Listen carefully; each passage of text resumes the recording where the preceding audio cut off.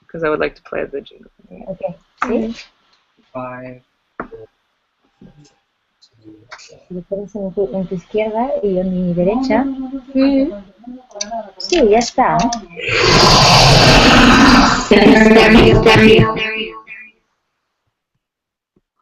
Oh yeah. That was serious. So, hi everyone. You're listening to Hystereo, but you're also watching Hystereo, potentially. Can you close that, please? So, please, we apologize in advance for any technical difficulties. Do you want your microphone on, Dan? Yes. How does that work? It's on. Okay, great. Hello. Okay, so you're listening to Hystereo right now, and Hystereo is Fem Coven's Berlin community radio show. Today we have a special collaboration with Berlin architecture collective ONOFF, who are airing this conversation live on YouTube as part of the conference call series. Maybe you can tell people how to see it. Yes, so we are running this live on YouTube, and if you go onto the ONOFF Facebook page, is this better? It's good if you're on the video and on the microphone. Cool. You can click on the link and you can see all of our slides and all of our faces as we have our conversation. Maybe I can talk about ONOFF. ONOFF is a studio run with Nick, who's part of the conversation, and a number of other people. We run it out of Berlin, Rixdorf, and with a great network of people all over Europe. We initiated a conference call as a way to investigate the recent spread of the collective structure of designers worldwide. Many in the creative industry have dropped to secure 9-to-5 structures for more precarious work due to personal politics, economic crises, etc. So the conference calls are informal interviews based on a set of questions that hope to reveal the backstage behind this turn to the collective. Most of the groups we interview tend to be scattered around the globe, often without a fixed headquarters, and at least try to be horizontally organized. And we like to use new technology to experience these kinds of new paradigms, and like to share it online. So today we're talking with Collectiu Punt. Yes. How do we say your name properly? Punt. Collectiu Punt. Yes. Punt. Okay, good. And we're going to just give a quick little introduction before we move on. So Punt is a Barcelona-based collective with diverse professional backgrounds, both in urban planning and architecture, as well as sociology. And a lot of their projects and consultancy work look at urbanism from an intersectional gender perspective. Their focus is on the everyday experience of women, but their interest also expands to migrants, children, and the elderly, as well as people with special needs or disabilities. The group focuses on researching urbanism in the streets in collaboration with local communities and paying particular attention to questions of reproductive and care labor. So today we're talking with Sarah and Blanca, is that right? Yeah. Yes. Yeah. So hello to you in Barcelona. Hello. Hello, everybody. Nice to meet you. So as Dan was saying, these interviews are fairly informal, but we do have a set of questions that we like to ask, and we've mentioned those to you, but we'll also ask a couple others. And we're also joined by Elena in London. She initiated this conversation, actually, because she heard you do an interview on another radio station. Hello, Elena.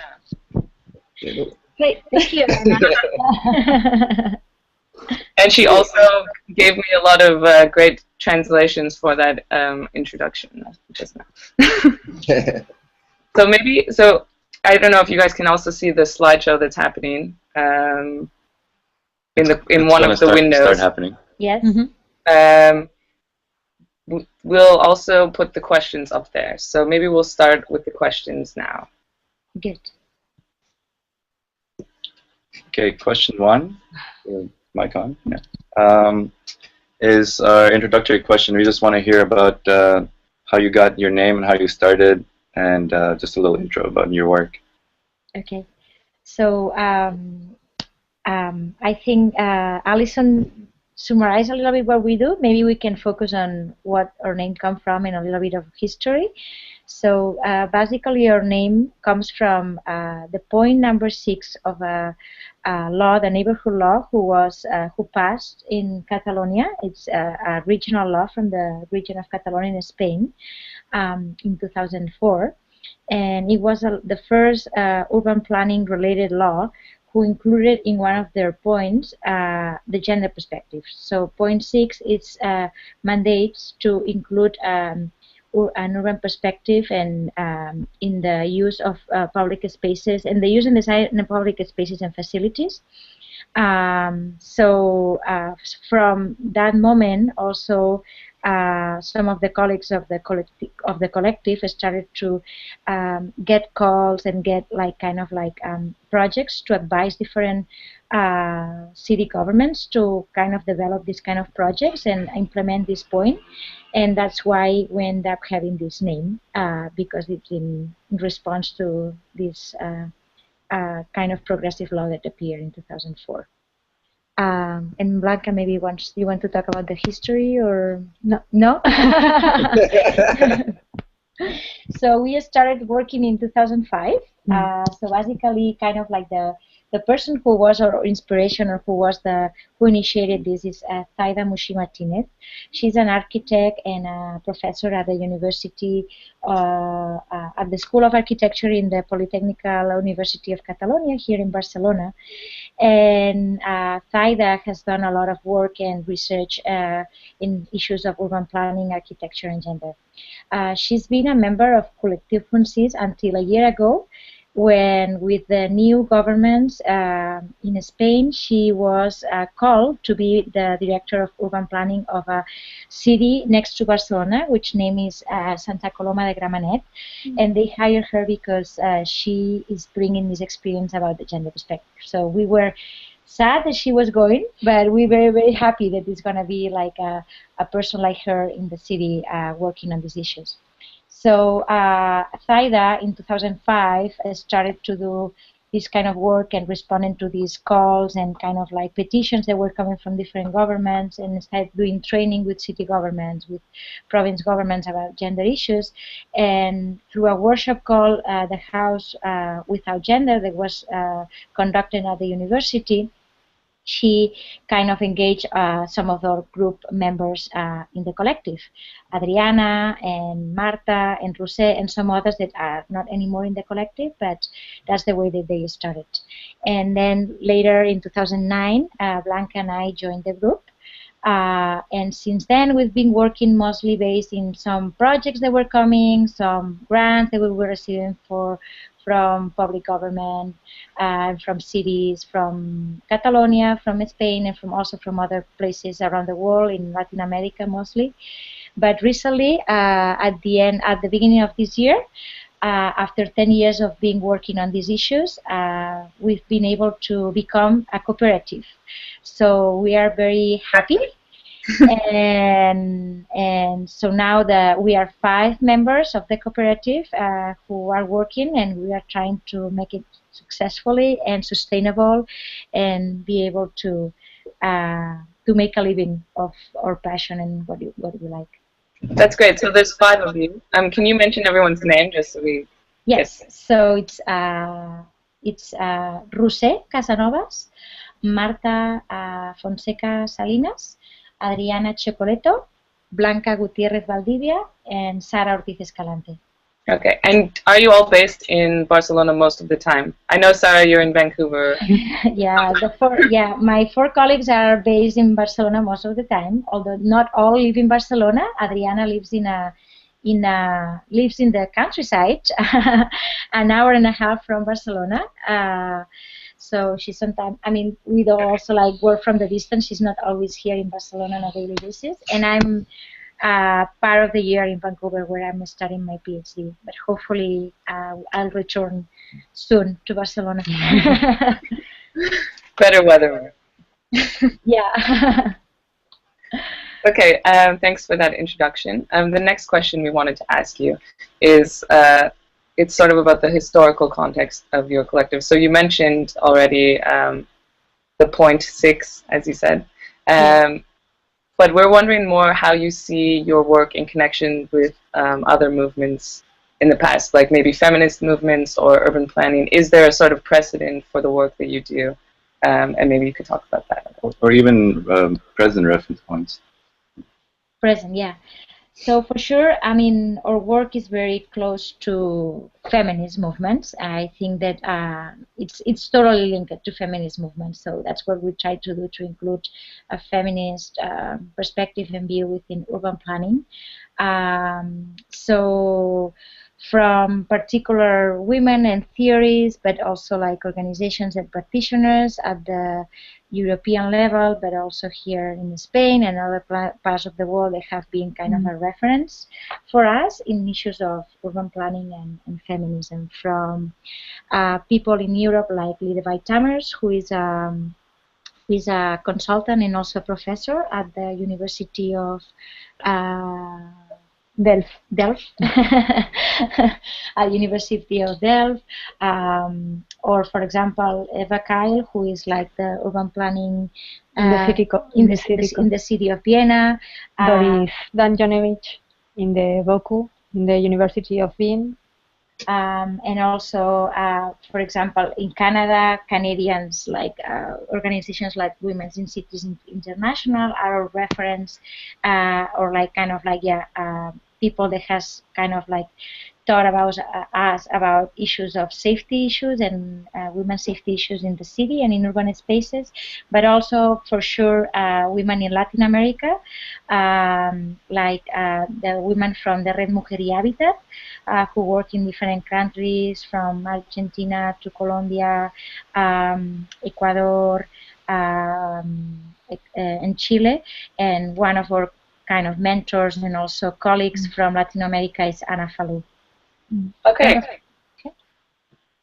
Were you recently? You were recently in Argentina. Was that? I don't know. Maybe that was just for fun, but. Yeah.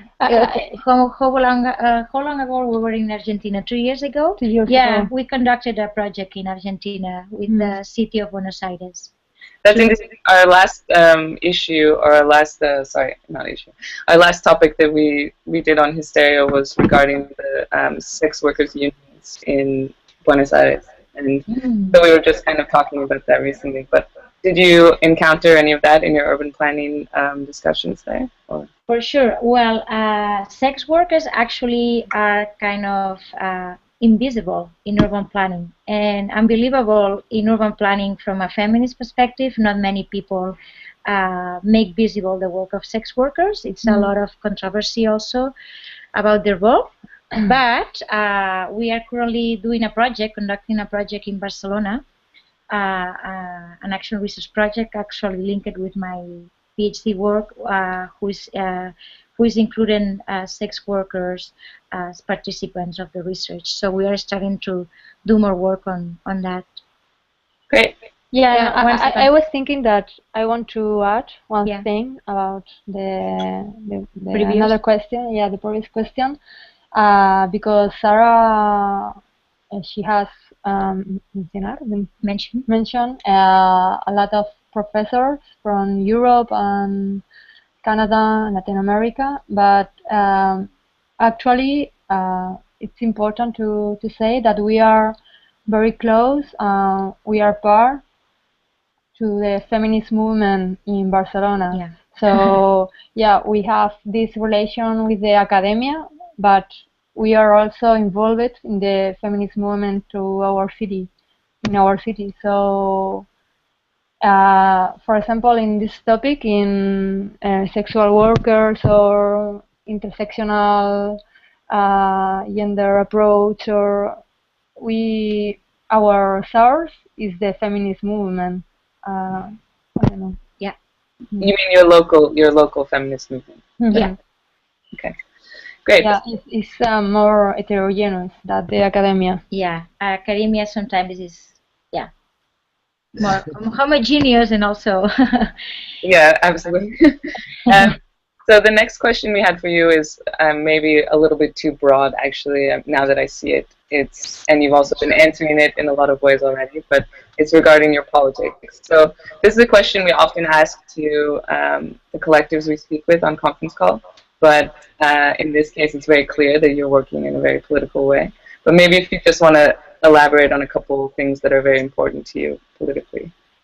So, well, one would be feminism, but like feminist networks and grassroots movements, I would say that we feel very connected and kind of like doing planning from below. So one of the main goals is that to include the experiences and the expertise of the people who live in neighborhoods and cities in the urban planning politics, because they are the ones that know best about the spaces where they live and inhabit.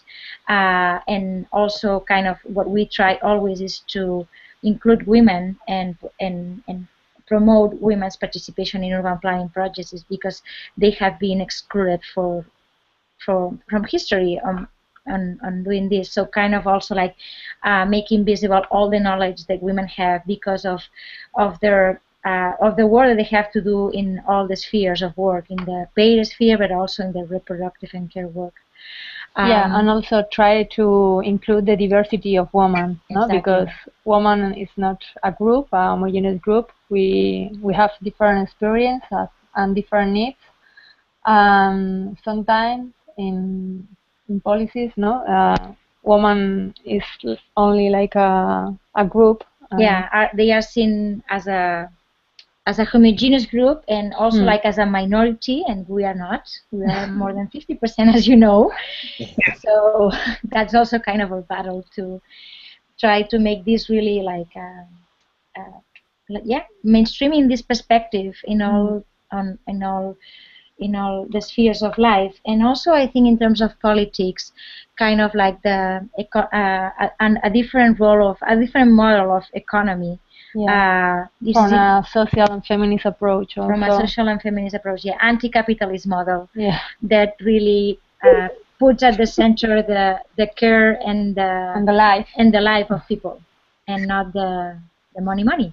I was wondering, picking up on the kind of broadness of what is your politics, seeing as you've been working a long time in Barcelona with Ada Colau recently coming in as new mayor of the city, has that already had an effect on your work, or is it kind of still in development sort of thing? Have you noticed the change at all in the city since that's happened? Oh, well, it's not been even a year since we are in government. It's kind of overwhelming. I think it's in progress, right? Yeah.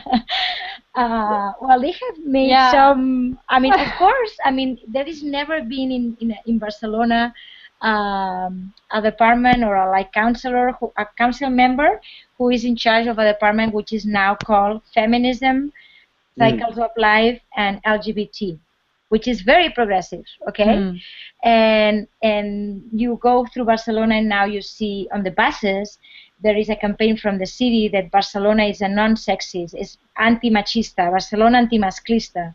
And these things are very symbolic and very progressive, but we have to say that it's really hard to make changes, and it's really hard to include and to introduce and to transform institutions and really put feminism in the center of the politics.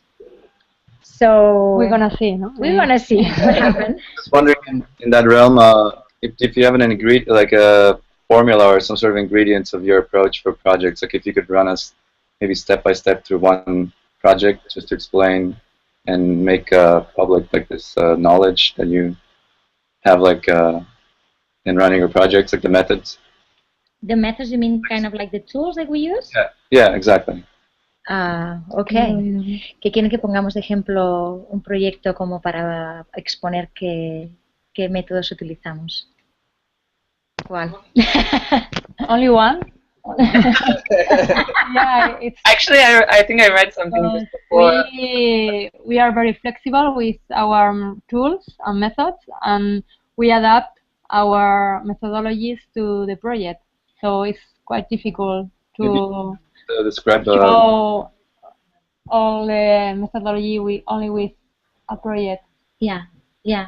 So what we try always to do is try to do it as participatory as possible. It's not always to make it as participatory, but we always kind of like approach the context of that place and analyze kind of like the data, quantitative, and we have access to qualitative data to know who live there, who uses these spaces, the age of people, also how these spaces are designed, what facilities, public spaces are, the use of it. I mean, we do like participatory observation, we do interviews, focus groups. So first we do like an assessment and analysis of the situation, and then depending on the project and what they want to do, we use some tools or others. So some projects are more for analysis, for having an assessment. Other projects is to apply some indicators. Other projects are to develop a particular or do a particular action in a square or like a urban planning project. So once we have done the assessment, we try to do like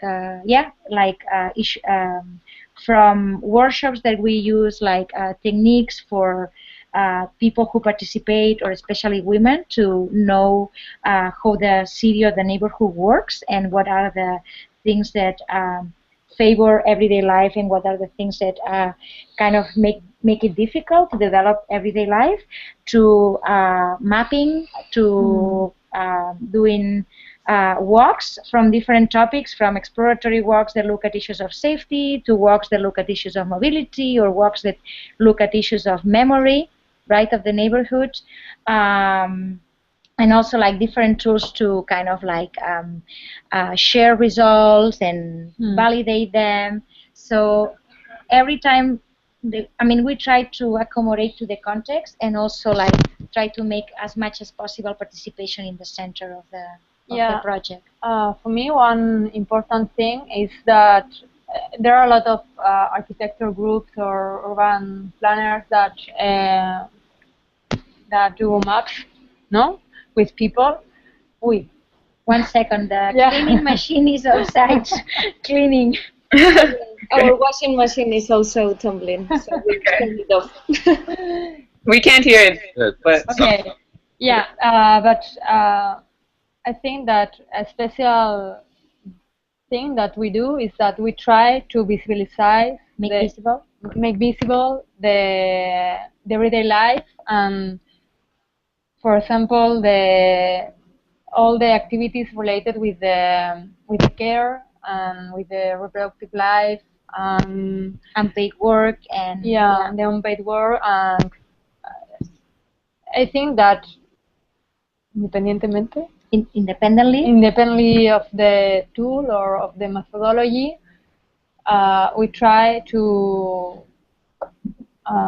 make sure that this is visible, because some other collectives don't think as much on these kinds of things that are actually. So cities need infrastructure for giving support to the people who carry out these responsibilities, who are not, who are unpaid, who have been usually not valued by our society, but at the same time it's the activities that make the world run, and also that we can reproduce and produce. For us this is very important, because there are a lot of groups that make maps or whatever for in relation with sport, with leisure, but our point of view is quite related with our politics, no? That we try that all the society must be linked and must be involved in the care and responsible for the care. This is wonderful. I'm just happy. I don't even want to interrupt. So we had a question about the role of the public, but it's very clear that in your projects the public plays a huge role. Obviously, we were looking through the pictures on your website, and it's entirely full of pictures of you speaking with people in public. So I think that's very clear. So we'll move on to the next question, which is a little bit, I don't know, awkward. Well, speaking How do we pay our bills? Yes. Speaking of precarious work, like how do you? We try to do. We improve. It's been very challenging. I mean, I think as part of our history, to say that a lot for all these 10 years, we've done lots of activism. We don't like to call it volunteer, really, because I mean, the people who are part of the collective, we are very passionate, and that's why it's become. I mean, we are still working on it, but until very recently, we have not been able to work only at that. So all of us had worked jobs in other places, and that was we all always like were looking for time to invest in this project.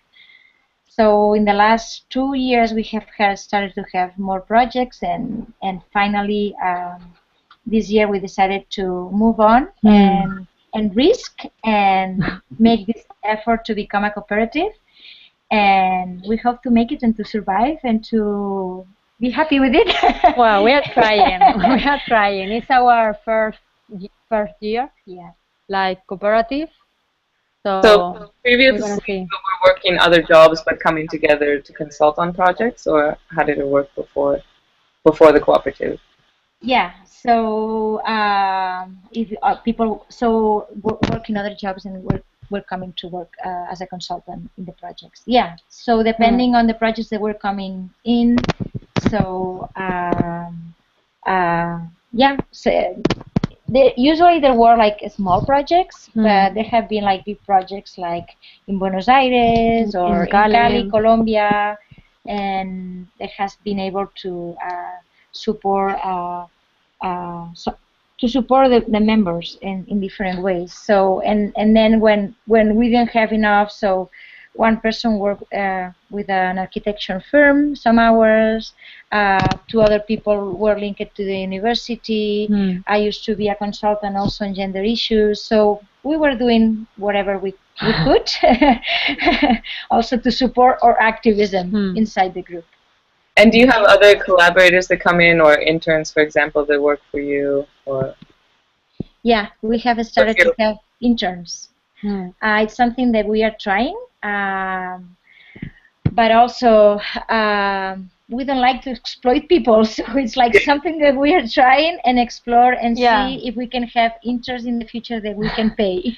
And we prefer self-exploited. Exploit and exploit the others. I like to work 24 hours a day, save the Yeah, but we are working currently with 2 interns, right? Yeah. 2, and 3. One is a sociology, and the other 2. Bueno, en verdad, main es una interna. We have only 2. 2. One is a sociology, and the other one is an architect. Yeah. And both are fantastic, and we are happy, and I think they are happy too. Yeah. But also we have had collaborators like through the years. How do you do it with the interns? Do you have like 6-month contracts with them, or do you have more flexible agreements, or how does it work?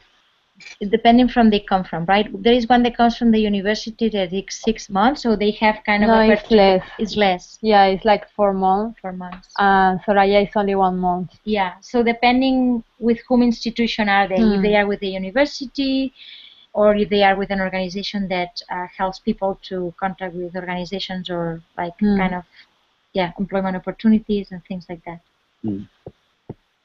Okay. And then I think we have one last question, and then maybe we can just have a quick, like, let Nick and Elena ask questions as well. But we like to ask the collectives as well, what is your proudest moment and your biggest failure? You can either each answer both, or one or the other, if you can manage that one. It's a tough question. With the proudest, is it You say the proudest and I say the failure. Okay. The proudest is the day that we become cooperative. Yes. Because it was something very no? Yeah. It was it was to reaching a dreaming goal that we've been thinking for many, many years. There have been others, but I think this is kind of And that happened in 2015, just last year. Yes, we became a cooperative in January. Yeah. Congratulations. Congratulations. Yeah, after 10 years. Yeah, it's been a long process, and also before the months before becoming a cooperative, it was very, very exhausting for all of us, and but it's been worth it. And the biggest failure, well, we've been talking with Adriana about how, more than a specific thing, we wanted to talk about how difficult it is to work as an urban planning collective from a feminist perspective.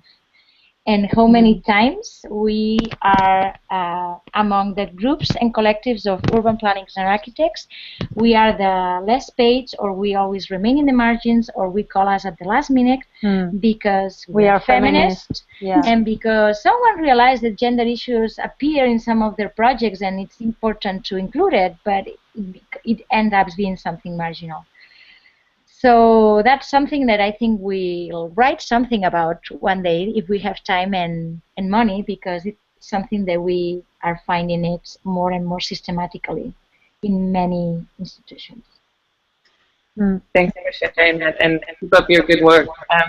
I just want to ask Nick and Elena, do you have any questions you want to ask on your side before we let these lovely people go? Yeah, I have one burning question, which was just about the way you position yourself and the way you've decided to kind of pursue your passions and ambitions as designers, as different kind of practitioners. And I wondered, I mean, it seems that normally your role is as a consultant or as an advisor or doing workshops, teaching, and so forth. And I wondered if that was a conscious thing, or if that was, in a way, the best way to kind of push your agenda. Basically, or because the other option could be to kind of just be a designer and have that agenda and build it into your own design. So I wondered if you made a kind of conscious choice to go down the kind of route of consultation and so forth. That makes sense. Well, we are interdisciplinary, so we cannot only, I mean, Blanca and I are not architects. So I think our nature of the group, that we are interdisciplinary, also it's related with that we can do only design. But also I think that consciously or unconsciously we think that it's important to kind of spread this view through different tools. And so that's why we try to be in different spheres. So working with public administration, but also with grassroots movements for that thing. For that thing, we are doing a lot of work with the feminist network in Barcelona and other feminist networks, and independently if it's paid or not, and because we think that this is important, but also link it with the university and try to do things with the students, but also training with other people. So try to be in different places, because it's a way also to make this type of work to be known. And and that's great. It's very clear. Thank you. Elena, did you want to ask something? Sure. I'd just like to know what you're working on at the moment, or do you have a few things working at the same time, or? Yeah, we have quite a few things working at the same time. We are currently doing a training with some women who are going to become civic agents. Well, kind of like a street city workers that inform people about the use of public spaces in the city of Barcelona. We are doing that. We are doing a project about how to improve the everyday life of suburbs in a region in Catalonia, south of Barcelona, a county that has more than 70 suburbs. So trying to improve, give recommendations for that, doing a study and give recommendations for that. We are also working in a very exciting project with 2 feminist groups in the island of Mallorca, in the city of Manacor, who contact us after coming to one of our workshops to help them to review the plan, the city plan, that is going to be soon approved, and they wanted to review it and propose that review with a gender approach. With a gender approach and propose changes on the plan. So that's something that is going on now. The project which is connected with my PhD dissertation with women who work at night and looking at how these women face issues of mobility and safety perceptions because of working at night in the region of Barcelona. We are in the project from Cali. Yeah, we are still working on a project with the city of Cali in Colombia about integrating a gender perspective and a safety perspective in housing projects developed by the city. We are also going to be doing some workshops in the city of Girona, which is north of Barcelona, with women in a project to kind of rethink and redesign a park next to the center of the city. And we are involved in the organization of this, which is the next. We are seeing a poster now. It's good. Feministas, which is a meeting which happens every 10 years. Yeah, every 10 years with all the feminist organizations and networks from Catalonia. So we are trying to help as much as we can, although we are very busy on the organization, which is going to happen in the first week of June. And probably much more. And we are working in future projects. We are going to do workshops. Blanca returned from A Coruña on Friday. She was giving a training to the people who are in government about urban planning from a gender perspective. We are organizing a Jane Jacobs walk this weekend in the city of Santa Coloma de Gramenet, and many other things. Yeah, that's an impressive list. Wow. So we'll let you go on that note and get to work. Thank you so much for speaking with us today. It was really lovely to hear about your work, and we really appreciate you joining us for this first collaboration with Hystereo and ONOFF. Thank you so much for joining us. Thank you so much for your invitation. I think it's so cool that you do that, and it's so nice to learn from other people and know from other people that are doing similar work and also working from the distance. Thanks so much.